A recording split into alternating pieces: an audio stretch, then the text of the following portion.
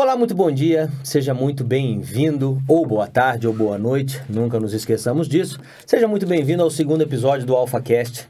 E hoje eu estou acompanhado por pessoas que, além de médicos brilhantes, são pessoas especialíssimas. Estou com o Dr. Sérgio Coutinho, estou com o Dr. Felipe Coutinho.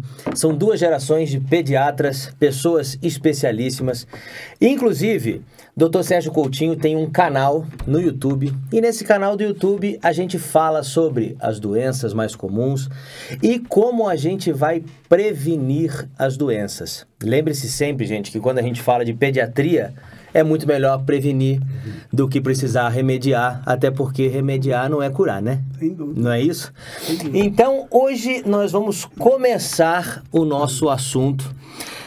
E a gente estava falando há algum tempo atrás aqui fora, Serginho, sobre essa questão da tela. E, gente, a cada dia que passa, a gente vê que parece que a população está ficando pior, né? As pessoas estão perdendo a habilidade de se comunicar. As pessoas, elas estão... especialmente depois da pandemia, né? A gente vê que as pessoas parecem um zumbizinho andando na rua. O que vocês têm para dizer para mim com relação a essa questão da tela? Cara, eu acho que é a mesma pergunta que a gente faz, né? Tanto que eu hoje preparei, que eu falei, a gente tem que falar alguma coisa, porque a gente passa para as crianças uma coisa assim muito contraditória, né? A gente condena as telas, mas a gente fica o tempo todo nas telas, né? Você não vai mais a uma agência de viagem para chegar lá e ficar 2 horas estudando tua viagem, você já vem com ela toda pronta. Então, tudo que a gente faz hoje é com tela. E aí, como é que a gente faz isso? Né? Como é que a gente trabalha essa história? Então, a gente cai no descrédito. Quando a gente da saúde fala que tela faz mal, causa dependência, e os pais falam... Eu não sei viver de outra forma. Como é que eu vou fazer isso com meu filho? Ainda tem um agravante da pandemia, porque as crianças ficaram em casa tendo aula por tela. Então, assim... Isso aí. Você vai ter aula. Então, assim, naquele momento era algo bom, produtivo. Exatamente. Uma necessidade. E a criança foi crescendo naquilo ali, né? E se a criança não sentasse em frente às telas, que era muito comum isso, eles recebiam reprimenda. Não pode, tem que sentar a tela, senta na frente da tela. E de repente você tem que falar que não, tela para criança. Exatamente. Não, você não pode ficar. Exatamente. Até 2 anos atrás eu tinha a obrigação de ficar naquela tela ali.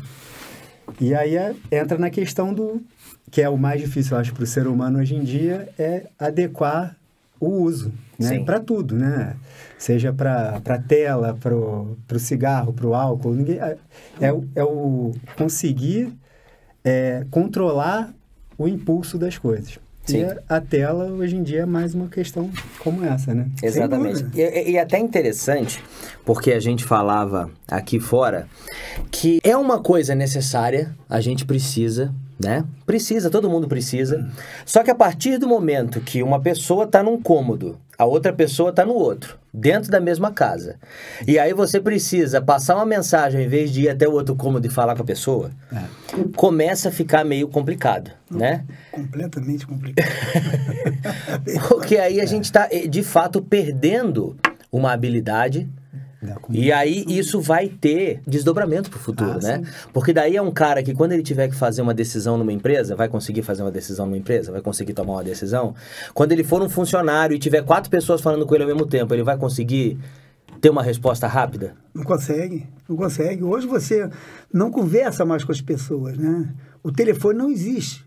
Eu falo para meus clientes, eu tirei o WhatsApp porque é uma ferramenta muito lenta, que você, meu filho está com febre, mas e aí, tem isso, tem aquilo, e a pessoa responde, você fica meia hora para resolver um assunto que você pode resolver em 1 minuto no telefone. Isso é verdade. Então, eles não entendem isso. Como assim? Eu não vou ligar, mas telefonar, eu me sinto muito mal de incomodar. Cara, o telefone não incomoda nada. Eu falo em 1, 2 minutos, eu já vou direitinho onde precisa, saber o que é. E quando eu fiquei 1 semana com o WhatsApp, eu quase enlouquecia, porque eu saía do consultório de manhã e tinha 40 mensagens. Eu tinha que voltar 1 hora depois, tinha que almoçar ainda. Então, olhava, não tinha nada urgente, eu já saía para o almoço. O senhor visualizou e não me respondeu. E eu falei, cara, uma inimizade o tempo todo. Sim. Aí eu falei, o único jeito eu aboli esse WhatsApp. E uma coisa que vem me preocupando é que hoje, se você parar para pensar, ninguém mais ouve uma mensagem na rotação normal. Isso que eu ia falar. Ela acelera aquilo de uma tal forma que eles estão se adaptando a isso, mas eles não sabem o mal que eles estão fazendo para o cérebro deles. Eu me lembro, há uns anos atrás, eu vendo um médico, eu até perdi, não consigo, estou tentando resgatar isso, porque o cara estava dizendo para a gente o seguinte: eu estou catalogando uma doença que as pessoas chamam de ansiedade, depressão, e alguns nomes que estavam dentro da psiquiatria, mas que é só pela aceleração da vida. Uhum. Entendeu? As pessoas hoje não tem tempo para ouvir mais nada. Então, começam a ter... E o cérebro não foi feito para isso. Você vai, até que... É igual um motor de automóvel. Você vai na primeira até o fim e não passa a segunda, o tosse estoura daqui a 6 meses. Então, o cara começa a tomar remédio antidepressivo, começa a tomar... E esse médico dizia o seguinte: eu tenho proposta que não seja medicamentosa. E eu me lembro direitinho, o número 1 dele me fez comprar uma casa longe do meu trabalho, que eu demoro quase 1 hora para chegar em casa, né? Mas é um paraíso. Porque ele dizia o seguinte: contemplação. E isso que a gente tem que passar para as pessoas. Quer dizer, você hoje, para você puxar os teus filhos, você tem que fazer um passeio lindo. Você tem que pedalar com essa criança, pegar uma montanha bonita, um mar com um pôr do sol, com tudo que se puder, porque isso faz a nossa mente parar. É a única forma de você parar uma pessoa. Que coisa exuberante, que coisa linda. Ela fica ali extasiada vendo aquilo, e aí começa a devolver para o cérebro dela aquela coisa mais lenta, Sim. sem pressa, né? Então, é uma coisa que a gente está preocupado. Você falou exatamente o que eu tenho comentado hoje. O que vai ser dos nossos gestores do futuro. E o engraçado é que desde a primeira vez que a gente foi gravar lá na tua casa, né, desde que você se tornou nosso cliente, que já tem um bom tempo isso, gente, e ficamos muito felizes, inclusive, mas a primeira vez que eu fui gravar lá, você falou: Felipe, temos que fazer um vídeo falando das telas. E isso já tem bem mais do que uns 3 anos, né? Então, e a gente tem feito, se vocês olharem o canal do Dr. Serginho, a gente tem feito constantes vídeos sobre esse assunto, só que é uma coisa que não termina e agrava. Por exemplo, você falou desse cenário de contemplação, né? Pra gente é muito fácil. Eu vou para um lugar, eu quero contemplar o lugar. Você vai para um lugar, você quer contemplar o lugar, aquele pôr do sol fantástico. Aí você pega uma pessoa já mais dessa geração mais recente, ela se preocupa mais em fazer a foto desse lugar para postar no Instagram do que viver aquele momento. Felipe, outro dia eu estou em Búzios e final de tarde, aquela tarde assim, que eu olhei e falei: gente, isso é... E aí, tomando uma cerveja, de repente eu começo a olhar para o lado e via a rapaziada pedindo camarão, não sei o quê, mas eles ficam fotografando e freneticamente passando para... Eu tenho que passar para 200 amigos. O cara não está curtindo aquilo. A comida esfria, né? Não, ele não tá, você percebia que eu estava tão extasiado com aquilo que eu estava vendo, tomando aquela cervejinha, comendo um camarão, olhando para aquela cena maravilhosa, e olhava para os caras e via que eles não estavam na minha sintonia. Isso é uma questão complicada, né? Hoje em dia, ainda mais agora. Essa geração chamam de nativos digitais, né? Que só começaram o mundo, para eles, o mundo começou já com a tela, com as redes sociais. Então, para eles, mais do que é natural, aquilo ali faz parte da vida, né? Antigamente, a confraternização era ir numa festinha, tinha até os meninos levavam refrigerante, as meninas salgados. Isso aí. Hoje é tudo... Depois passar a levar uma bebida alcoólica. Mas isso aí só depois dos 18 anos. Isso aí, depois vamos conversar isso também. Mas hoje em dia é tudo tem até reunião só por internet. Sim. As pessoas não se encontram, então... Gente, o pessoal criou um mundo digital para fazer reunião numa sala digital. Cada pessoa é um personagem digital, né? Então não tem mais realidade, né? Perdemos a identidade. Boa. Perdemos a identidade. Mas no meu tempo, a gente tinha, na turma, era o cara que era dentuço e ficava dentuço, era o cara que tinha aquele queixo longo que o pessoal chamava de chove dentro, era o corcunda que não sei o quê, e a gente se amava e a gente achava aquilo tudo bonito. E tudo bem. Hoje todo mundo é belo. você tem até o teu perfil para a internet, que ser esse aqui, que eu sou mais bonito aqui do que aqui. Mas, então, isso gera uma ansiedade, uma insatisfação, uma angústia, porque as pessoas ficam assim, eu tenho que ser perfeito.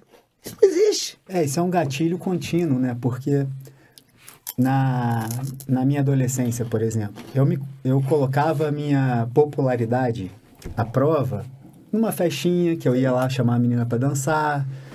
Hoje em dia, 10 vezes ao dia postando uma foto. Quantas pessoas curtiram? Será que eu sou querido? Será que eu não sou querido? Exatamente. Quantas pessoas curtiram? Olha. Isso é gatilho contínuo. E aí a pessoa... E se... um monte de gente curtiu. Aí é mais dopamina para o cérebro ali. Preciso mais. E nunca vai estar satisfeito. Sim. Se tem 1.000 seguidores, você vai querer 5.000. Você tem 5.000, aí você vai querer... E não tem limite. Até uma hora que vai diminuindo a capacidade da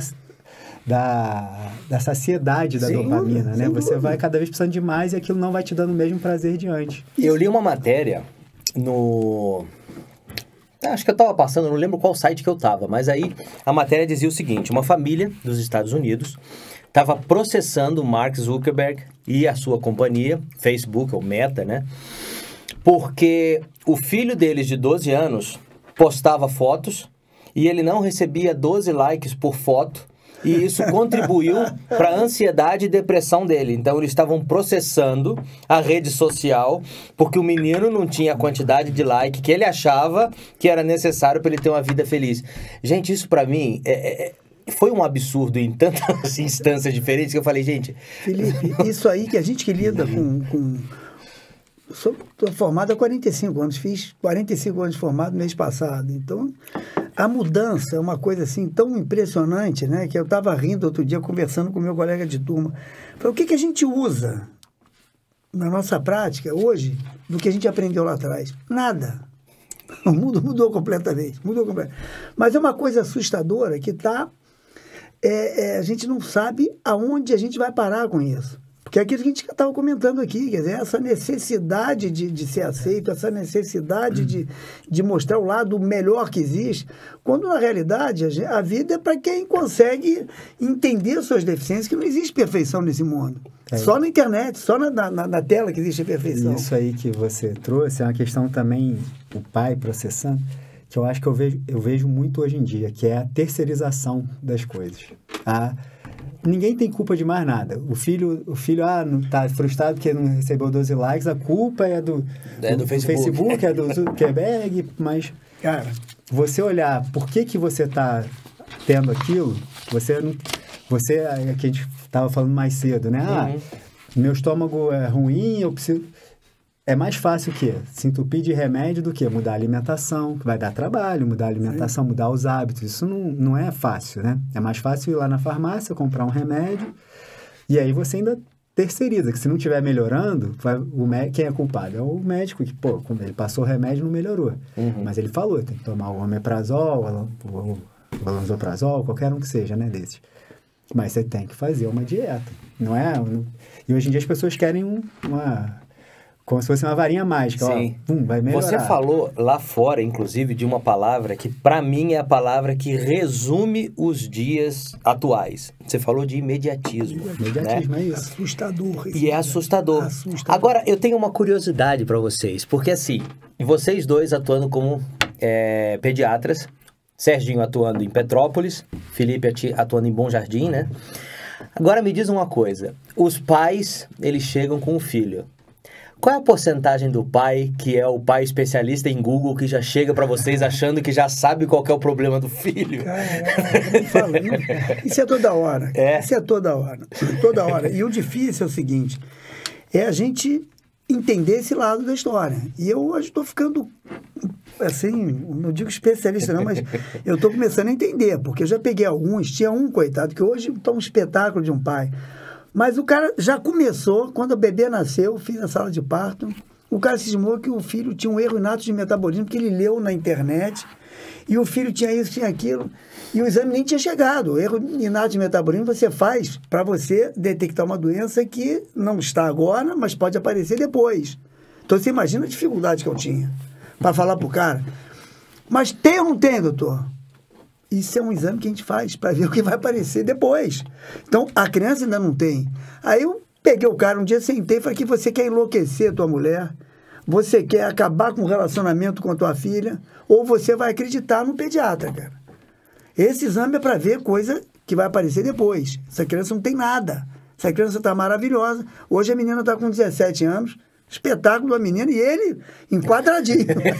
Ele deve me agradecer, ele vai entender que foi com ele. Porque o cara, ele queria achar uma doença na filha. Meu Deus. Mas hoje em dia é muito comum, até na internet, né, nas mídias, as pessoas que fazem o terrorismo, terrorismo, é muito comum nutricional hoje em dia, né? A pessoa ganha muita visualização, a pessoa cresce ali como, né, de uma maneira...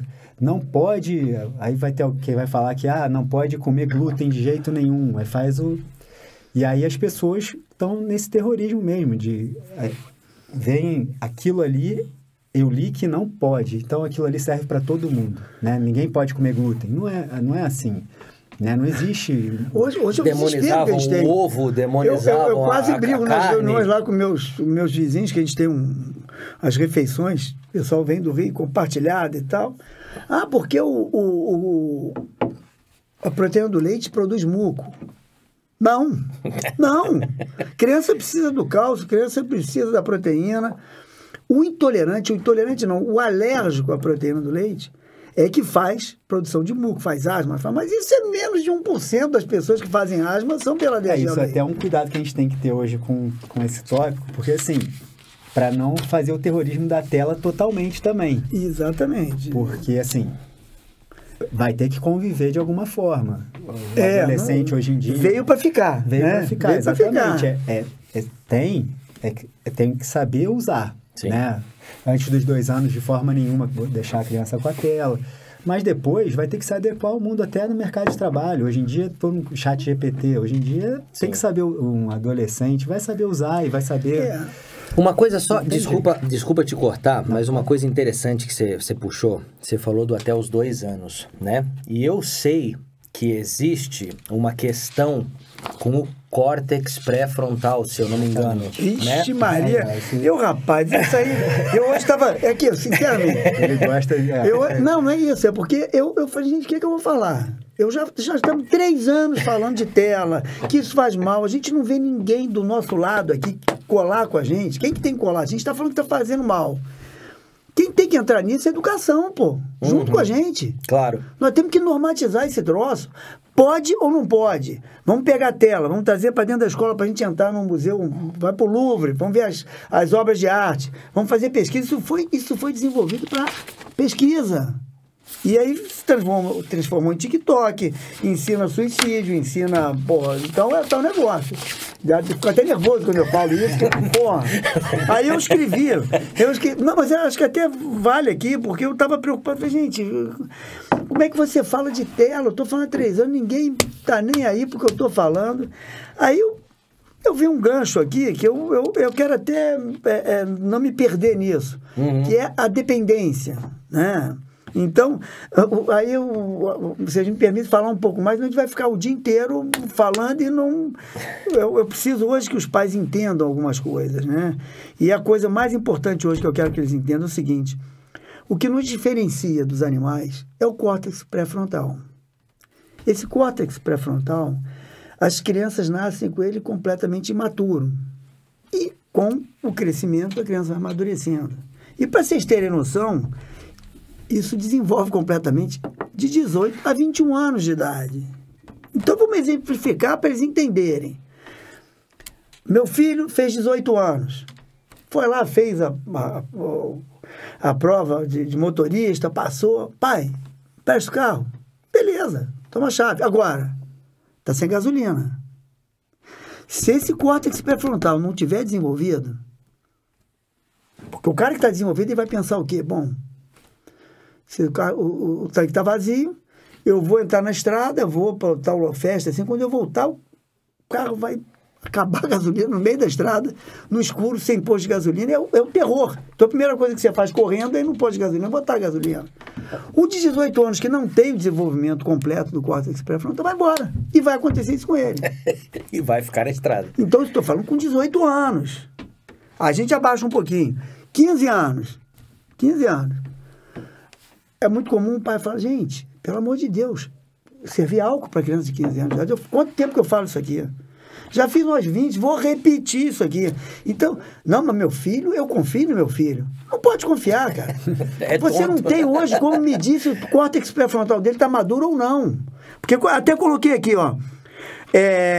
Esse amadurecimento do córtex cerebral, que é variável de pessoa para pessoa, né? Tem um componente genético, né? Mas ele leva simplesmente... as crianças são muito mais impulsivas, por quê? Porque o córtex cerebral dela não está desenvolvido ainda. São completamente impulsivas.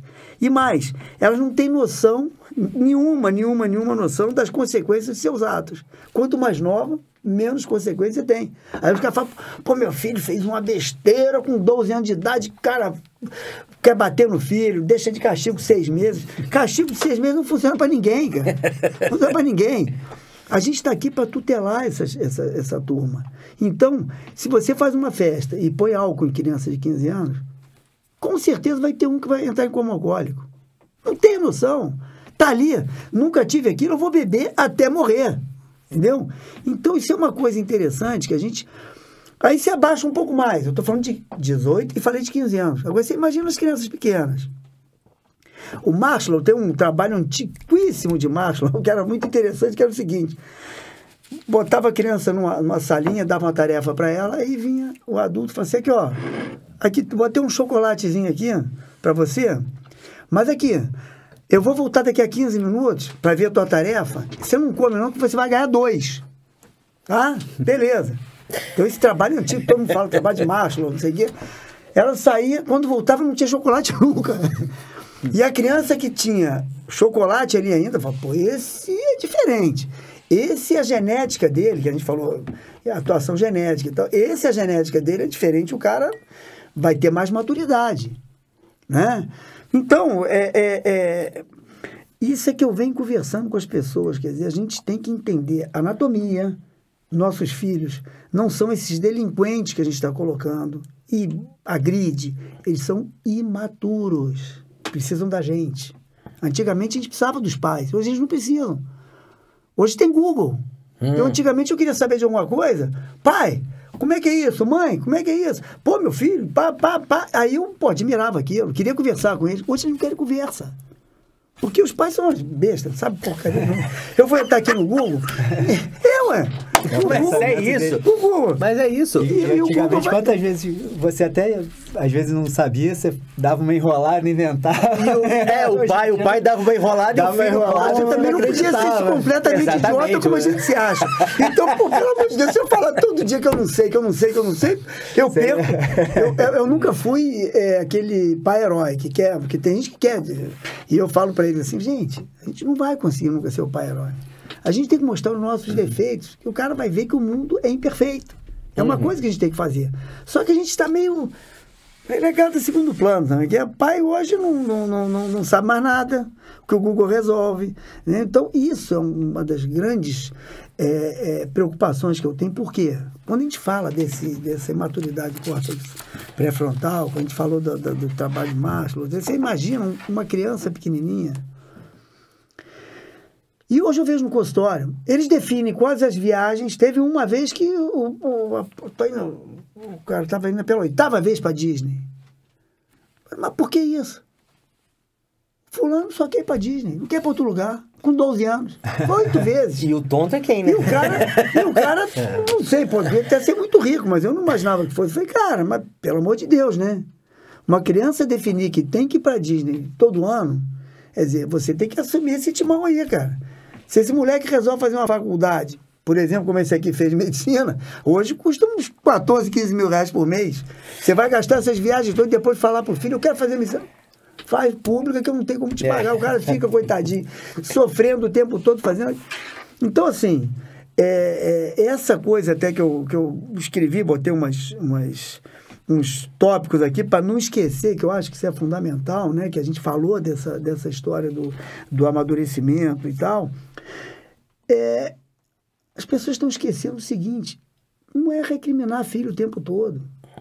Ele é imaturo. Então a gente tem que estar perto, procurar final de semana. Ou vou pedalar com meu filho, ou vou levar ele para o futebol, vamos conversar. Eu estava conversando com um camarada que é técnico de futebol. Cara, é uma coisa impressionante. Os pais xingam os filhos dele e os filhos dos outros. Brigam, entram quase em quadra, querem brigar. Quer dizer, que isso? Como é que a criança vai aprender alguma coisa? Ela vai olhar, meu pai é ridículo, cara. Sim. Pagando um mico desse miserável. Então, a gente tem que devolver essa coisa da responsabilidade dos pais de entender que as crianças precisam ser encaminhadas, tuteladas. Esse córtex pré-frontal ele vai amadurecer, sim, primeiro. Por exemplo, vamos dar um exemplo bobo, mas, por exemplo, um garoto aí de 8 anos, pô, pai, fulaninho lá ganhou um smartphone, eu queria aquilo. Meu filho, eu não posso Parabéns te dar. para ele. Eu não tenho esse dinheiro. E eu acho que não é prioridade para você hoje isso aí. É muita coisa. Então, aí o garoto vai ter o quê? A reação negativa daquilo. E você tem que estar do lado. Deu ataque, gritou, você tem que estar do lado. A frustração faz parte da vida, né? Isso Exatamente. é que eu tenho falado no consultório o tempo todo. Um ser humano só amadurece com frustração. É isso aí. Aí os garotos já pegaram o macete. Além da frustração, tem uma palavrinha mágica. Estou no consultório, aí vou fazer a receita, a mãe começa a fazer pergunta, o garoto vai e vira no ouvido da mãe. Mãe, estou entediado. Pula, a mãe tem desespero. Ela já sai procurando a bolsa dela, pega o celular, desbloqueia. Porque o entediado é a pior coisa que o filho dela pode ficar, entediado. Entediado para nós, antigamente, era oportunidade da gente ser criativo. Exatamente. Chovendo, férias, a gente não tinha brinquedo. Daqui a pouco, olhava lá minha mãe tirando, naquela época já existia caixinha de catupiry, aquela de madeirinha, aquilo era antigo, do meu tempo.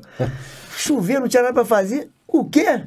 Peguei lá um aramezinho, furei aquele troço e fiz de carrinho, postamos corrida, acabou o negócio. Não tem tédio. Então, isso é que eu acho. A coisa do tédio leva à criatividade. E a frustração, a maturidade. Fantástico. Não existe ser humano e os pais hoje querem o quê? Pô, mas meu filho, eu amo meu filho, eu tenho que dar para ele. Não tem que dar para ele. Porque o que é que vai acontecer amanhã? Esse teu filho vai ganhar tudo. Será que ele vai ter tudo na vida dele com o salário que ele vai ganhar no futuro? Não vai ter. E vai ser frustrado por sua causa. Porque você criou ele de uma forma e aí, quando ele disser sem frustração nenhuma. Aí quando ele disser com 18 anos que ele está entediado, não vai ter ninguém para vir. Você quando fala hoje, pô, resiliência, pô, que coisa bonita, resiliência. A pessoa, mas é. Não, é a palavra certa. Exatamente, a pessoa só consegue chegar à resiliência com muita frustração. Você pode ver todos que são resilientes, que pô, amam a vida independente. Você, pô, o cara, tadinho, não tem nada, mas ele acha aquilo bom. E são as pessoas que sofreram muito. Meu humilde ponto de vista, e é humilde de fato porque eu não tenho o conhecimento total de causa, mas é assim, a partir do momento que os pais eles começaram a acreditar que a responsabilidade de educação estava na escola e não em casa... Isso é um... Não é humilde não, cara. Essa que você falou, eu tô igualzinho, você igualzinho. Tanto que eu fico no consultório, eu tenho algumas pessoas assim, algumas educadoras, né, muito boas. Pelo amor de Deus, ajuda a gente, cara. Ajuda a gente, porque a gente está dizendo que faz mal, né? E a gente está falando de dependência, que até na hora de mais ou menos completando aqui, voltando à dependência, depois a gente volta a esse assunto, mas voltando à dependência, você tem a dependência química, né? Que é das drogas, e você tem as dependências comportamentais. O cara pode ser dependente de sexo, pode ser um viciado de sexo, em compra. Pô, até numerei aqui, tem jogo, é mais comum de todos, trabalho, tem uns que são viciados em trabalho, né? Compras, exercício, que é uma das menos agressivas, é a dependência, mas também atrapalha, que a pessoa acaba não tocando a vida com outras pessoas, com filhos, com mulheres, porque ele foca naquilo, então qualquer dependência é ruim, né? E a principal, que eu acho que a gente tem que fazer um comentário para acelerar um pouquinho, para a gente não ficar aqui até amanhã, né? É das tecnologias. Sim. Né? Porque como é que é o desenvolvimento de toda a dependência? Primeira coisa, você tem a produção exagerada, normalmente, da dopamina. As pessoas não têm mais aquela coisa, pô, eu vou fazer um bom exercício, eu saio do exercício, pô, me dá uma sensação de prazer, né? Não, tem que ser uma coisa mais intensa. Tem que ser uma coisa mais intensa. Vide, por exemplo, você quando o cara cheira cocaína ou usa o crack, fuma o crack, a dependência do crack é imediata. Por quê? Porque isso depende de intensidade e de rapidez de produção de dopamina. Então, o cara que vicia em crack é na hora. Crack você tem que esconder. Eu acho um crime você deixar isso circular por aí, porque o crack, ele vicia o cara na primeira e na segunda vez que ele usou.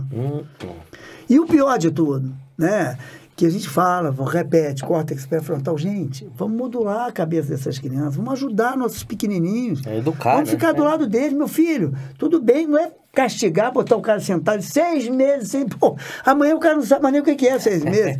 Não sabe nem o que é isso. Você está proibido 6 meses de fazer tal coisa? Não. Meu filho, isso está errado. Uma coisa que a gente tem que conversar hoje é sentimento. Sentimento. Né? As pessoas, isso que você está tendo, essa mãe, por exemplo, um garotinho de 1 ano e meio, pega um copinho de vidro, o cara é bonitinho, o pai tira aquilo, o cara começa a gritar, chutar, e grita, e sacode, bate cabeça no chão, bate cabeça na parede, e aí fica... Calma, deixa o garoto. Daqui a pouco você vem e pega o garoto e fala, meu filho, que isso? Isso que você fez é uma raiva que você está mandando essa mensagem para a tua mente, e você... coloca isso como se fosse a pior coisa do mundo, você não ter um copo de vidro. Só que esse copo de vidro vai te cortar o tendão, você vai ter que operar, não sei o quê. Então, enquanto está na minha responsabilidade, eu vou cuidar de você. Não vai agora, não vai amanhã, não vai nunca. Então, chora, faz o que você quiser. Bom, dá um beijinho e vai embora. Não tem que ficar, para de fazer manha e bater. Cara, estão perdendo tempo. Nós temos que entender isso. Então, quando esse garoto amadureceu o córtex pré-frontal, né? Que a gente falou, o cara que queria um smartphone de 14 mil reais, o outro que está... Isso tudo faz parte, a gente tem que estar do lado. Para isso, a gente tem que estar perto do filho nos finais de semana, a gente tem que estar pedalando com ele, levando ele, que a gente estava falando aqui. Sim, né? sim. Porque a base de dependência, até o desenvolvimento de toda dependência é igual. Que é o que é? Você joga muita dopamina no teu cérebro, busca pelo prazer rápido. E aí o que acontece? É um prazer muito rápido.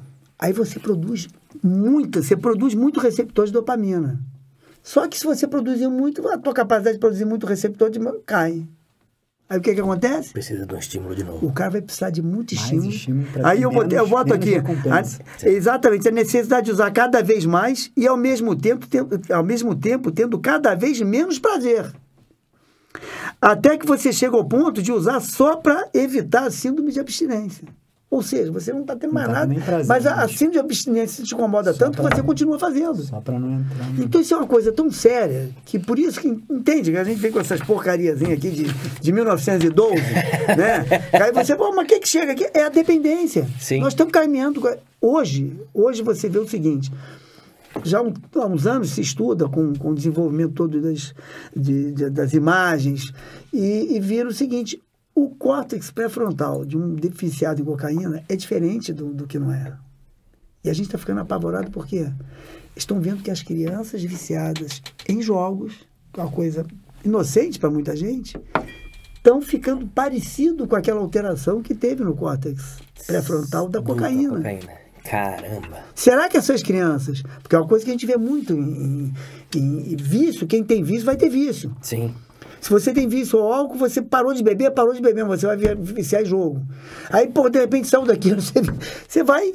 Porque o cara parece que foi programado para ter vício.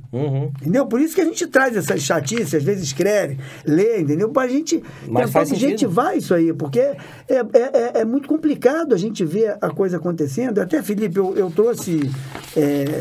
que eu queria ver como é que a gente pode fazer, porque a gente tem principalmente aqui, a gente chama de DSM, é um manual americano, da Sociedade Americana de Psiquiatria, que tenta fazer com que as pessoas entendam, porque tem doenças, por exemplo, como essa, de vício de telas, e o próprio TEA, né, que é o autismo.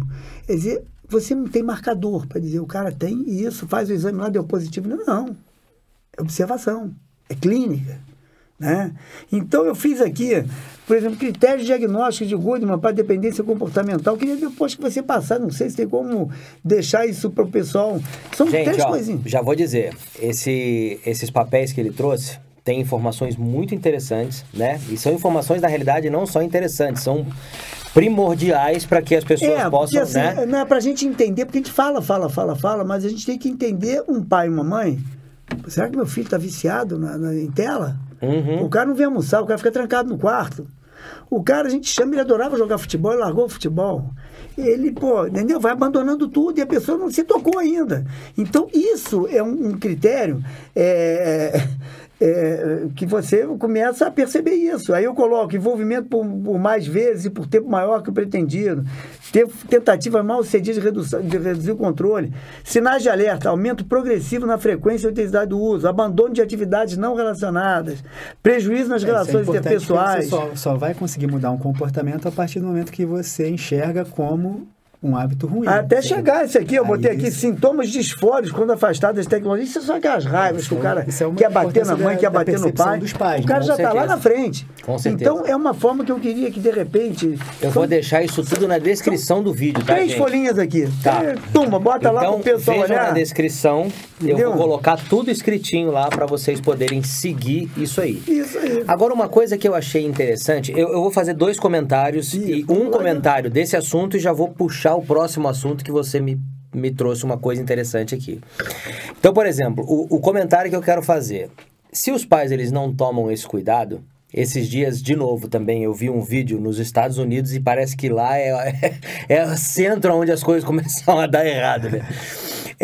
Uma menina, ela devia ter 16 anos, que falaram não pra ela, ela fez um escândalo no local, girando no chão, parecendo doida e com a gritaria. Então, é característico de uma pessoa que não só não amadureceu ainda o córtex pré-frontal, mas que nunca recebeu um não na vida. Exatamente. O sim não vai levar a gente para muito lugar. O não leva a gente a crescimento, né? Agora, puxando uma coisa que você disse, eu lembro que você comentou aí de um dos testes. Eu lembro na minha época de escola, a minha escola era uma escola muito grande, né? Tinha lá umas 30 salas, 32 salas. E eu me lembro de ter uma pessoa com transtorno de espectro autista. No meio dessa salaiada toda, tinha uma pessoa. E hoje está ficando cada vez mais normal. Às vezes a gente escuta relatos de escolas pequenas, que dentro de uma sala tem 5, 6 pessoas. Aí isso me vem uma pergunta na cabeça. Isso antes era uma coisa mais do médico não conseguir chegar num diagnóstico por falta de conhecimento, alguma coisa relacionada com isso, ou era mais pelo fato de talvez os pais não se atentarem? Eu não consigo chegar, assim, nesse crescimento assustador que eu tô vendo. Isso aí é bem complicado, né? O porquê da... eu vou te falar com sinceridade, eu cheguei a preparar, porque eu estava muito preocupado, que a gente já falou tanta coisa, e a gente tá... Isso é o do momento, Para você ter noção, quer dizer, se fala isso, antigamente não fazia diagnóstico. Cara, o negócio é tão claro, tão absurdo o que está acontecendo, né? Que não tem como ser só isso. Lógico, pode ter um percentual grande de pessoas que passaram isso. Aí, às vezes eu chego numa loja, vou comprar alguma coisa, esse cara é autista. Aí aquele cara que não atrapalhou nada da vida dele, tocou a vida dele. Mas o grau de autismo que a gente tem hoje é um negócio tão absurdo que, para você ter noção, eu sou voluntário de uma creche em Nogueira, em Petrópolis, há 23 anos. Legal. E assim, nunca tive mais de uma criança. Tinha uma criança autista, passava 1 ano sem, depois voltava depois ficava 2 anos, 3 anos. Eu estou com 12 crianças autistas desse ano. 12! Aí, ó. Sabe o que é isso? Um negócio impressionante. E aí a gente tem que voltar, assim, que a verdade é a seguinte, que tem os caras que são contra a ciência, né? Não, isso foi a vacina de Covid, isso foi não sei o quê, né? isso foi aquilo, metal pesado, vitamina D que está usando em todo mundo, ácido fólico que as mães agora tomam de rotina. É uma coisa que eu quero até dar uma conversada sobre isso. É um mito, e que hoje em dia é um mito, né? É a mãe geladeira, né? Que era da mãe geladeira que se falava. Isso aí é importante, porque até para tirar a culpa da mãe, né? Porque às vezes quem ouve isso, a mãe que ouve isso, acha que ela teve, foi por falta ela era de... culpada. Mãe geladeira era falta antigamente de interação, mãe era culpada de tudo, fria né? da mãe entendi. com a criança. Entendi. Tem que explicar, né? A mãe geladeira é a mãe completamente gelada. mas Só isso que não geladeira era criança, não era a mãe da... isso aí caiu por terra há muito tempo. Só que até hoje, às vezes, você vê mães se culpando, de certa forma, achando que não tem isso, né? Não tem a ver com a vacina. Já foi um erro gravíssimo na época, um estudo pessimamente Isso foi, sabe quando? Que já tinham percebido que o time estava aumentando. Isso foi em 1998 nos Estados Unidos. 98. Um camarada que era um médico até conhecido nos Estados Unidos, respeitado, falou, poxa, eu tenho uma intuição, eu acho que o que está causando autismo nessas crianças é um conservante da vacina do sarampo. Aí foi um desespero, porque todo mundo parou de fazer vacina do sarampo, morreu criança para burro com sarampo. E os caras chamaram o camarada e falaram, e aí? Prova isso pra gente. Não, e ele usou... Toma verba, toma isso, toma aquilo. Sabe o que você descobriu no final? Não sei se você viu o final da história. O cara era sócio de uma empresa que vendia uma vacina nova de sarampo que não tinha aquele conservante.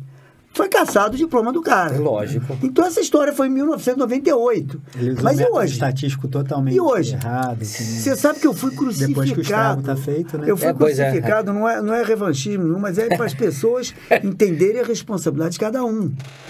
Quando aconteceu na pandemia, que a gente não tinha, naquele momento, a gente não tinha aqueles casos de doença multissistêmica, de Covid, mas as crianças entravam no consultório, a família inteira com Covid, morrendo avô, morrendo pai, morrendo... As crianças não tinham Covid. Resolveram fechar a escola há 2 anos. Eu entrei em desespero. Falei, gente, não é por aí que a gente vai. Né? Eu tinha a realidade da creche, que é assim, a realidade da creche é o pessoal mais humilde, que se não tiver a escola, abuso, violência, isso tudo fica solto. Cresce exponencialmente. Então, eu falei, gente, o que vai ser dessas crianças? Sem essa proteção do Estado, sem a proteção de escola. E aí comecei a espernear. Não é hora de fechar as escolas. E a presidente do sindicato dos professores do Estado do Rio de Janeiro disse que tinha um pediatra maluco em Petrópolis que queria empilhar corpos nas portas das escolas. Olha que ponto chegou a coisa. Meu Deus. Queria, botando o nome, Sérgio Coutinho. Ele quer empilhar corpos na porta das escolas. É um irresponsável. E depois pegaram essa senhora bebendo num barzinho com uma porção de gente, no meio da pandemia, quando se recomendava. Então, só para você entender quem era. Então, hoje nós estamos passando um problema que eu acho, sinceramente, não foi só a história do Covid. Se você perguntar a todos os pediatras que estão trabalhando na nossa região, ou no Brasil inteiro, o que aconteceu? A gente sempre teve sazonalidade, sim. Época de vírus sincicial respiratório, época disso, época daquilo. As crianças têm virose, mas nunca vi nada igual. Se você entrar nas emergências, em todos os lugares, está todo mundo desesperado. Porque 2 anos, para você entender um negócio, foi 2 anos, os hospitais, eu tenho um irmão que trabalha em plantão, em serviço público, atendi 2 crianças em 24 horas, numa UPA, que era um troço absurdo de 150, atendia 2. Parou de existir bronquiolite, parou tudo, não tinha bronquiolite. Não circulavam os vírus, né? Não circulavam os vírus. Quando voltou isso, a gente não sabe que equilíbrio é esse que está aí no meio ambiente, que um acordo que eles fizeram os vírus, eu não sei o que aconteceu com o negócio, e a gente não consegue dominar esse troço. Já é o 3º ano que a gente começa a ver muito além do que meus 45 anos de pediatria. Sabia que sazonalidade, a gente já preparava as crianças, os hiperreativos, dava um remedinho para ver se no inverno reage menos. Cara, agora virou confusão. Porque o cara pega um vírus, um mão pé boca hoje, ele pega uma influenza amanhã, ele pega um não sei o quê, ele pega o outro, ele pega o outro. Você põe a mão na cabeça e agora o que eu faço? Gente, a ponto de voltar coqueluche, por exemplo, que é um negócio que na minha época de infância, eu lembro da minha mãe falando. Mas aí é irresponsabilidade. Aí é o pessoal que trabalha contra a vacina. Porque quem tomou vacina de coqueluche completinho não vai ter coqueluche. Tá certo, entendeu? Mas os caras começam a fazer. E até também, foi bom você falar esse negócio, porque eu pontuei aqui também, né, o negócio do TEA, só pra gente uma sacudida aqui na história, né? Então, o que eu coloquei aqui? Primeiro, isso que a gente falou, essas culpas todas e tal, e a ciência não... Aí, vamos para o que a ciência está dizendo para a gente, né? Vamos só pela ciência. Esquece o pessoal politicamente, fez vacina disso, aqui não podia fazer, que era... O pessoal emocionado dá um tempo. E aí o pessoal investe aquilo e fala, gente, a ciência está aí para isso. Se você olhar hoje, Felipe, tem trilhões de trabalhos. Se você pode ter... Quem tomou vacina, quem não tomou vacina, as mães... Hoje o que mais se fala as pessoas que tiveram realmente Covid, as mães que tiveram Covid, a repercussão nas crianças. E isso é que está se estudando, e um estudo bem responsável para tentar mostrar se teve alguma relação, porque é absurdo. Absurdo. O que aconteceu depois desses 2 anos de isolamento foi um negócio assim absurdo. Então, o que a gente tem estabelecido hoje?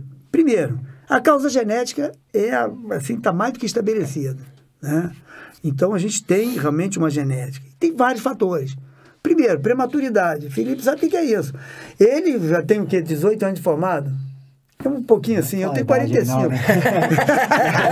Aqui, fala, deixa eu dar uma parte aqui. 6, 16. Felipe, 18 anos. Felipe, eu tô hoje, já que nós estamos aqui, cara, não podia ter sido melhor, né? Você imagina eu chegar aqui com meu filho, que é a minha paixão, né? E poder estar discutindo essas coisas, que ele estava em São Paulo, medicina pra gente era lá, o cá, ele fazendo hospital, eu fazendo consultório. São duas realidades dois mundos diferentes. E aí o cara um dia vira pra mim e fala assim, pô, cansei de São Paulo. E eu comemorei embaixo da mesa, o cara tá vindo. Só que ele não veio pra cá porque ele sabe que aqui a gente já tem telefone 24 horas, a gente, trabalhando o tempo todo. Aí o cara fez bem, o cara foi pra Bom Jardim. Tá montando o consultório dele lá, entendeu? E agora com calma. E já vi que tem exatamente o nosso DNA, né? Que eu sempre falo o seguinte, o grande problema da medicina hoje é que não tem mais médico de família. Você hoje tem um plano de saúde. Aí você se coloca no lugar do coitado do cara que está no plantão, o cara tem 150 pessoas para atender. Chegou uma criança aqui, uma garganta vermelha, pode ser Covid, pode ser influenza, pode ser mononucleose, pode ser amidalite. Então eu já vou dar um antibiótico, vou dar uma cortisona que diminui a inflamação e... Só que ele não sabe o mal que ele está fazendo. Né? Hoje a gente conhece a importância, por exemplo, do intestino como órgão imunológico. É o maior órgão imunológico que a gente tem, o intestino. Agora, você com antibiótico, você vai acabar com esse troço. Você com cortisona, você vai acabar com o sistema imunológico num todo. Além de atrapalhar a suprarrenal. Então as pessoas estão dando um predicinzinho, um código de... Gente, quando fala isso no consultório, eu arrepio todo. Isso aí é assunto para 3 dias. Mas passando a gente vai falando isso, né? Então, assim, voltando à nossa situação aqui. Aí você imagina antigamente, os bebês nasciam, hoje com o TI, com essa exuberância toda, com essa tecnologia toda que se tem, sobrevive criança com 25, 26 semanas de gestação, com 500 gramas, 600 gramas, que está no auge do neurodesenvolvimento, e para essa coisa toda. Uma das maiores causas hoje, a gente fica pensando, o cara fez a vacina de não sei o que, isso já é a briga. Os Estados Unidos, você vê aqui o CDC dos Estados Unidos, eu falei, em 2004 era 1 para 166 crianças nascidas que tinham o TEA, que é o autismo, né? Aí nos dias de hoje, 23, de 1 para 166, hoje tem 1 para 36 nascidos, já diminuiu. Porque isso aqui foi em 2023, que eles levantaram o que tinha acontecido em 21. A proporção e aumentou a... Então, isso é uma coisa. 1 para 30, mais ou menos. E a gente tem assim, são 4 meninos para uma menina. Os garotos são mais sensíveis a isso, né? Então, tirando essa história da prematuridade, que é assim, A gente vê o não sei seguinte... se você vai falar que eu acho que é importante, ajuda do uso de antidepressivo. Eu acho que isso tem... que é, né, da materno. Coloquei aqui. A mãe que usa antidepressivo, parece que tem, pelos estudos, tem uma influência, isso durante a gestação, né? Até antes da gestação, mas durante a gestação. Que é uma coisa que é fundamental a gente colocar, porque as pessoas falam assim, pô, mas eu tomava antes. Mas ela está tomando, ela descobre que está grávida hoje, ela está grávida há 2, 3 semanas. Sim, já tem. Então essa criança já foi inundada de antidepressivo, já foi inundada de álcool, que ela saia para beber. Eu ia falar disso, grávida. Os comportamentos mudaram e não raro as meninas estão descobrindo a gravidez com um mês e meio. Já botou álcool no Então quer dizer, todo, a criança já está... Tem TDAH, essas coisas todas, já está confirmado. TEA não, mas TDAH, déficit de atenção e hiperatividade, tem todo a ver com álcool materno. O TEA tem a ver com... Tem os estudos já, né, não é achismo, é estudo em relação ao uso de antidepressivo. E é uma questão hoje... É uma epidemia, né? Você pode dizer. Cara, hoje é o mal do século, né? O difícil, até eu estava vendo uma aula sobre isso, que o difícil é até saber se é o uso do antidepressivo ou se quem está usando durante a gestação é porque tem uma depressão muito grave. É uma doença. É uma doença, então você não pode deixar de tratar. Pode ser a doença também, coloquei isso aqui também. Então, às vezes é a depressão grave, não o uso do antidepressivo. Porque ela está usando o antidepressivo porque a depressão é grave o suficiente para que não possa parar. Exatamente. E tem essa dificuldade. E nisso que ele estava falando, eu estava lendo, teve um trabalho com 35 mil mulheres. E quem usava antidepressivo teve 2 vezes mais incidência do transtorno do autista. As mães estavam usando 2 vezes mais. É um dado importante. Então, né? fica essa dúvida. Será que é pela doença materna que precisa tomar? Agora, uma coisa que eu sempre questiono, desculpa que eu tenho que... Porque hoje o que acontece? Não existe mais nem luto, cara. A infelicidade... Não existe luto. Não existe luto. Sim. Você perde uma pessoa que você ama de paixão. Você tem que chorar até aquilo que você... Agora não tem mais lágrima para chorar. Agora... eu estou preparado para recuperar aquilo, enfrentar aquilo. A gente vai voltar no loop do imediatismo. Aqui, ó, exatamente. Você está chorando porque perdeu, peraí que eu vou te pagar uma viagem, toma aqui um antidepressivo e você vai viajar, você vai ficar a tua vida inteira com aquele luto engasgado dentro do teu peito, que você não chorou procurando recompensa que você não precisa, varresse a sujeira. Aí você, 20 anos depois... tirou a sujeira. Eu hoje vou te falar uma coisa. Quando eu falo do meu pai hoje, que foi a maior paixão que eu tive na minha vida, eu sinto um orgulho, cara. Não tenho essa coisa do choro. E a gente estava falando aqui até lembrei disso, de modelar a criança, né? Modelar a criança. E eu estava conversando, estava batendo papo, eu estava contando isso. Eu, quando era moleque, me coloco dentro disso aqui, eu era impulsivo demais. E não tinha consequência dos meus atos. E nós éramos 10 irmãos. 10 irmãos. Outra coisa também. Outra coisa que hoje eu vou te falar uma coisa. Eu tenho 9 irmãos e não troco por nada nesse mundo os 9. Graças a Deus, todos vivos. Que legal. Espetáculo. Mas aí o que acontecia? Minha mãe nunca deu uma palmada no filho. Então ela botava a mão no telefone, se o velho viesse, a porrada comia. Mas aí do pessoal então, olhar já. Vou ligar depois, para tudo.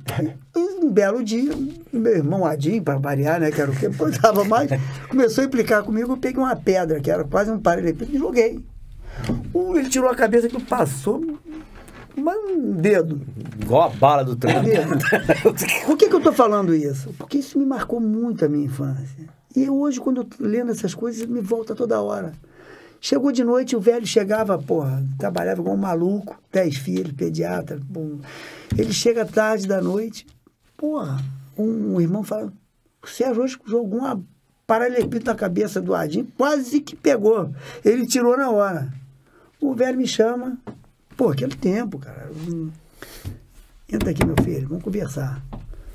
Aí eu olhei e falei, o que aconteceu? Ele fez isso, fez aquilo. Tá, e aí, qual foi a tua reação? Peguei uma pedra e joguei nele. Então para tudo. Volta. Se essa pedra bate na cabeça do irmão, aonde ele estaria agora? No hospital? Será que ele teria sequela? O que aconteceu com teu irmão? Pai, pelo amor de Deus! Pensa antes, cara. Então é isso que eu falo pros pais. vamos estar junto dessas crianças. Meu pai trabalhava 20 horas por dia e estava junto da gente, cara. Então não é porque eu trabalho muito, não é porque todo mundo que conheceu o Divanir Coutinho sabe que ele trabalhava. Ele tinha 10 minutos, mas 10 minutos de qualidade. Meu filho, pensa, nunca faça mais isso. Você podia ter matado o teu irmão, podia ter deixado uma sequela nele. Então é isso que a gente fala. Educava, né? Educar, Isso é tá do educação, lado, tá do lado, tô com você, cara. E não ficar, vai pro castigo e fica lá e vai embora, vai tomar cerveja, deixa o filho lá. Se confunde castigo superproteção com carinho, né? Isso carinho, aí. Se eu gosto, eu dou tudo. Você não deixar... Sim. Né, um dia o Felipe vai lembrar disso. Eu era o repressor da história, assim, repressor não, eu sempre fui tranquilo, mas eu tinha uma coisa que me desesperava, que era medo de um filho ir pra droga. Aí um dia, antes de eu falar isso, agora amigo, já que a gente está aqui, tinha aquela história de fazer revezamento, os pais levam, os pais pegam, não sei o quê, eu pego sempre. Aí mesmo mulher fala assim, o Sérgio adora ir pegar as crianças. Adorava, acordava 2. No início era 1 hora da manhã. Depois passa a ser 2, depois os caras vão crescer, era 4 horas da manhã. Botava meu despertador e ia lá. Era Petrópolis, centro, e as boates eram todas em Itaipava. Cara, eu ia dirigindo o carro e olhando. Cara, se vier um maluco bêbado, pra onde que eu jogo? Aqui tem uma garagem que eu posso pular, aquele eu posso pular, que eu vou estar cheio de criança no carro. Então eu começava a pensar, falei, não tem nenhum pai, mamãe que vai fazer isso, né? Que sai sonado de casa, e tá arriscado eles dormirem e bater e a criança. Aí eu puxei essa responsabilidade para mim. Então eu ia sem pegar. Mas era para olhar se tinha. Não, tinha mas bebido, aí conclusão. O Felipe já grandão, ele vai lembrar disso, grandão, fui pegar numa boate daquelas, aí tirei tinha uma capinha e botei luz no carro, né? Uhum. Aí um moleque entrou. Eu olhei pro olhinho dele, beleza, ele entrou, sentou atrás e tal, entreguei um por um. Quando acabou tudo, falei, Felipe, fulano de tal tá fumando um baseado bonito, hein? Pai, filho, porra, rapaz, você tá caluniando meu amigo, porra. Você tá caluniando meu amigo.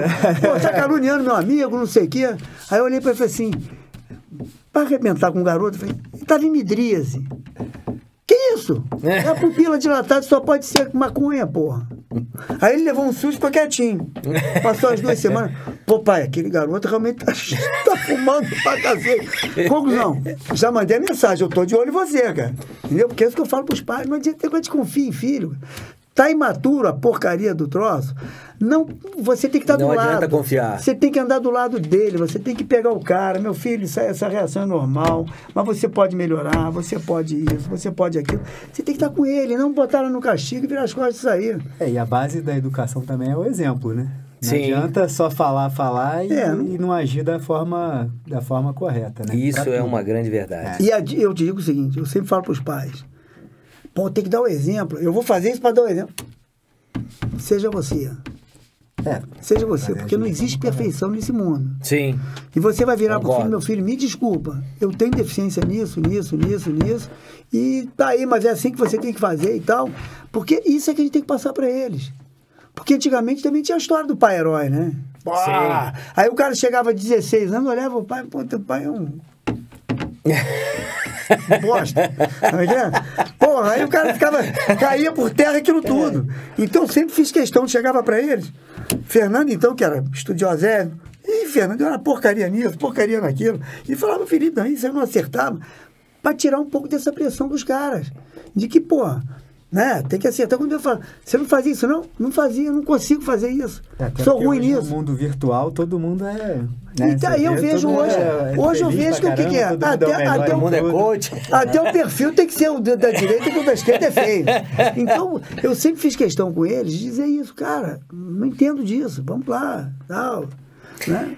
Eu tenho uma frase que é meio polêmica, mas como a gente está encaminhando aqui, obviamente que teremos que fazer mais episódios com vocês, porque a gente sabe que quando a gente fala de criança, quando a gente fala de preparação, não é uma conversa de 1 hora que vai, né? Mas a minha frase é a seguinte: pais preparados geram filhos preparados. E eu entendo, olhando eu entendo que eu digo, é um ponto de vista meu, tá? Então, para você que gosta de ficar fazendo graça atrás do teclado, é o meu ponto de vista. Se você não concorda, o problema é seu, mas esse é o meu. A partir do momento que o filho ele vem para ser um composto social numa família, apenas, não raro vai dar ruim. Agora, se é realmente uma família que está se preparando para ter filhos, que quer, né? Aí você tem, porque aí são pais como você foi, são pais preparados, que estão presentes. Você sabe uma das coisas que eu sempre tive, que acho que todos nós temos, uma insegurança absurda de pais. Eu era um cara que eu ficava... Que a Fernanda, o Felipe sempre foi muito tranquilo, mas a Fernanda é contestadora demais, mas demais. A Fernanda contesta tudo. E a Fernanda, com 15 anos, já queria ir pra boate.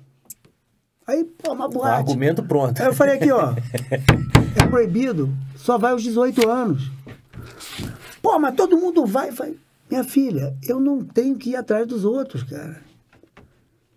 Eu tenho que posicionar com o que eu penso, com o que eu quero proteger vocês. Aí a Fernanda, eu sempre fui muito claro com ela.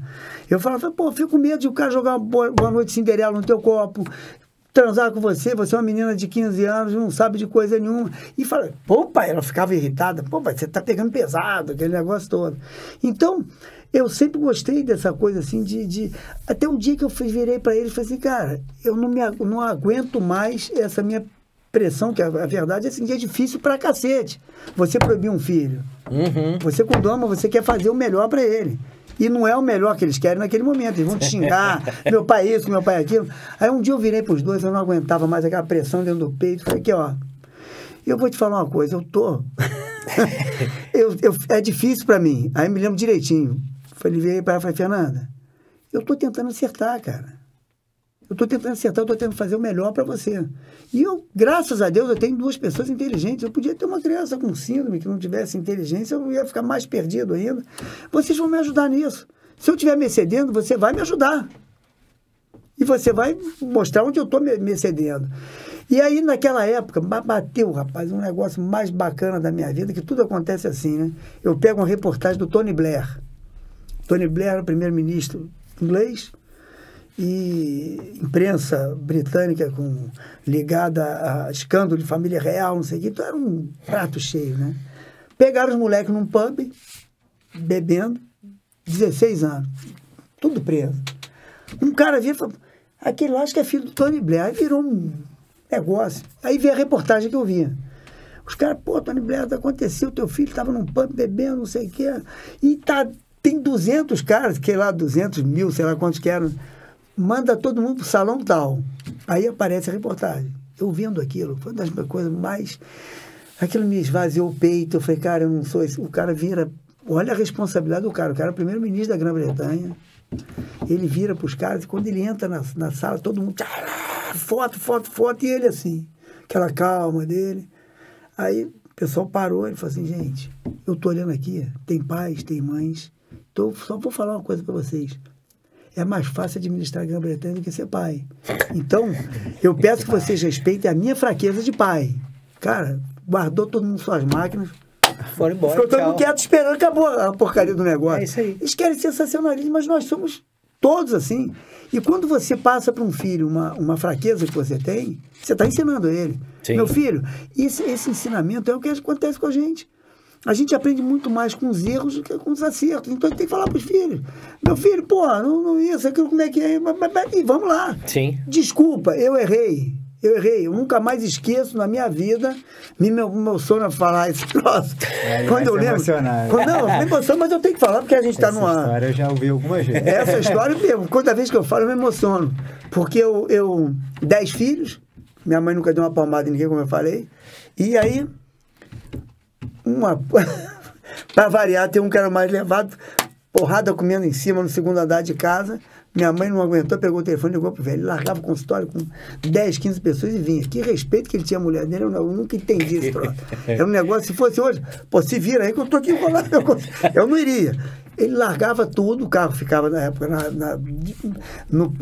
era no mesmo local ali onde a... Não, era num lugar diferente, ele parava perto do lugar de trabalho e já estava no carro e vinha. E isso eu tô brincando com a minha irmã, segurando o cabelo dela, brincando com ela, e pá, daqui a pouco ele abre a porta. Quando ele ouviu aquilo, começou a dar porrada. E eu não fiz nada, eu não fiz nada, eu não fiz nada. E ponto, ele bateu, daqui a pouco minha mãe gritou assim, é aqui em cima. Ele foi. O foco é em outro Ele lugar. foi, ó. Eu corri da confusão. Nessa que eu corro da confusão, e passou, e foi dormir. E o velho deve ter batido em quem foi embora pro consultório, deu todo mundo. Tô dormindo, vejo uma pessoa ajoelhada, isso é que me emociona. O velho do meu lado, meu filho, me perdoa. Olhei para ele, que isso, pai? Fiz uma injustiça com você. Porra, me perdoa. O que foi, pai? Você não... Eu bati em você, é outra coisa. Falei, pai, você já bateu por muita coisa que eu vi, você não soube. Tentando brincar, não. Mas chorava, cara. A pior coisa no ser humano é a injustiça. Então você imagina o ensinamento que vai dar. Se eu fosse um cara muito ruim, eu tinha que ser pior ainda, porque tive ensinamento desse jeito, entendeu? Mas então, é por essas coisas me fizeram ser uma pessoa mais ou menos. Sim. Porque a verdade é a seguinte, cara, as pessoas não estão entendendo isso. Sim. Educar, pegar esse filho que tem esse córtex pré-frontal imaturo, você tem que estar do lado, cara, você tem que mostrar para ele.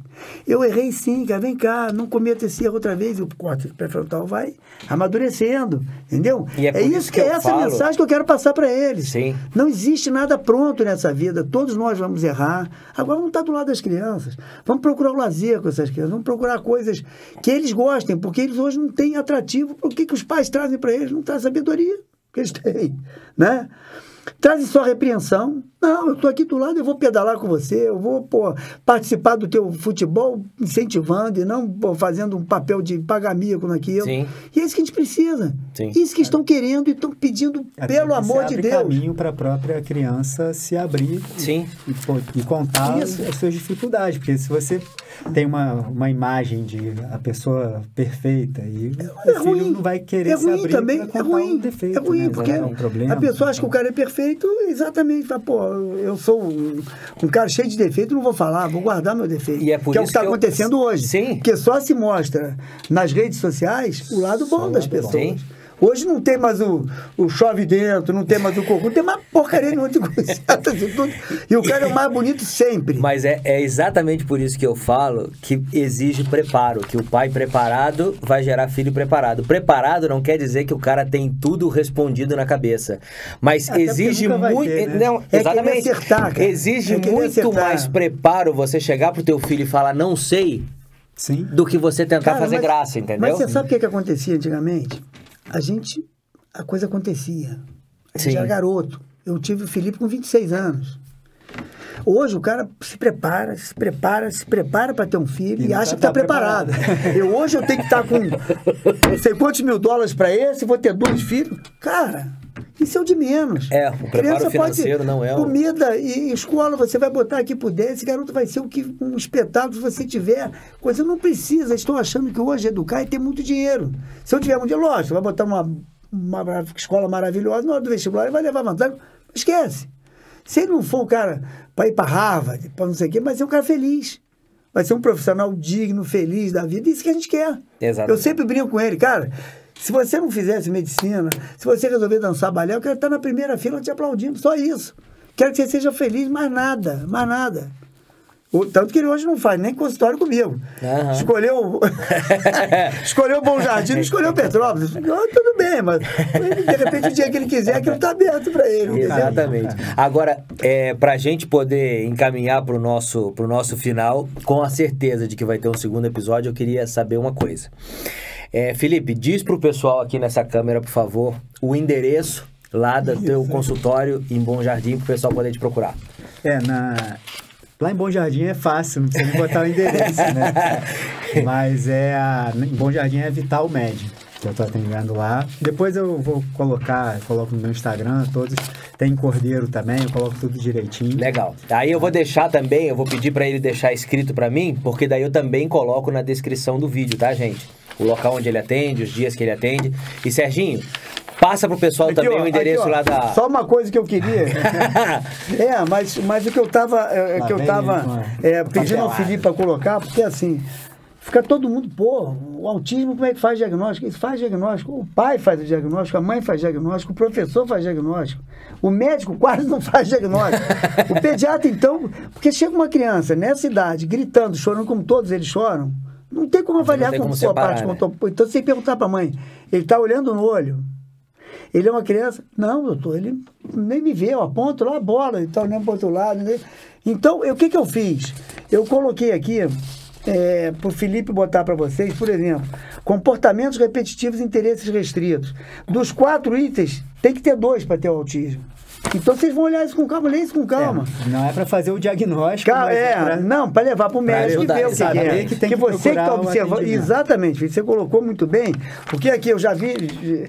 E aí, nesse déficit de comunicação social, segundo esse manual, tem que ter alteração nos 3, senão não é autista. Então. É muito comum o pessoal chegar, pô, doutor, meu filho está rodando os brinquedos, ele é autista. Pelo amor de Deus, toda criança faz isso. Interesses por coisas. Ele só fala de carro ou só fala de dinossauro. Tem nada a ver com autismo. Isso aí, o autista tem isso, mas todas as crianças têm essas coisas. Então a gente tem que entender isso, né? Uhum. Hoje os pais ficam preocupados, não, mas ele é muito importante saber os sinais que levam a procurar atendimento profissional para daí que é um diagnóstico muito complicado, principalmente déficit na comunicação social, que você já vê desde o primeiro momento, o teu filho não olha olho no olho, ele não tem carinho com você, ele não está te beijando, se você beija ele está olhando para o outro lado, e essas coisas vocês têm que começar a ficar atentos e já assinalar para o pediatra, tô achando isso, que quanto mais cedo a gente começa a trabalhar, é o que a gente fala, o cérebro é a tal da plasticidade cerebral, né? O cérebro, quando ele está muito novinho ainda, você ganha muito com esse tratamento. Uhum. Né? No amadurecimento, você vai colocando tratamentos que vão fazer essa criança amadurecer. Então, gente, essas 2 folhinhas também eu vou colocar na descrição do vídeo, tá? Para vocês poderem depois acompanhar isso. E lembra, não é para vocês saírem por aí dizendo que vocês têm filho autista e diagnosticando filho de amiga. Exatamente. É para vocês pegarem isso aqui, para vocês já terem alguns aspectos para vocês conversarem com o profissional, tá? Então, Serginho, assim, diz pra gente aonde que é esse aqui é o do de Goldman e vício de telas. Isso aí, no fundo, quando eu falo em vício total, é porque é tudo igual.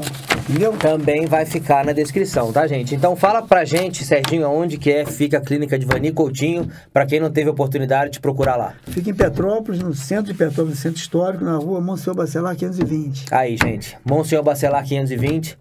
Pra mim foi um prazer muito grande poder receber vocês. Fiquei muito feliz com a nossa conversa. Imagina eu participar disso com meu filho, que emoção, hein? 2 gerações, que coisa fantástica. E, gente, vejo vocês no próximo episódio e tenho a certeza que estaremos mais vezes aqui junto com eles, que além de médicos espetaculares, são pessoas melhores ainda. O meu muito obrigado para você que ficou assistindo a gente até agora. Um grande abraço, até o próximo episódio.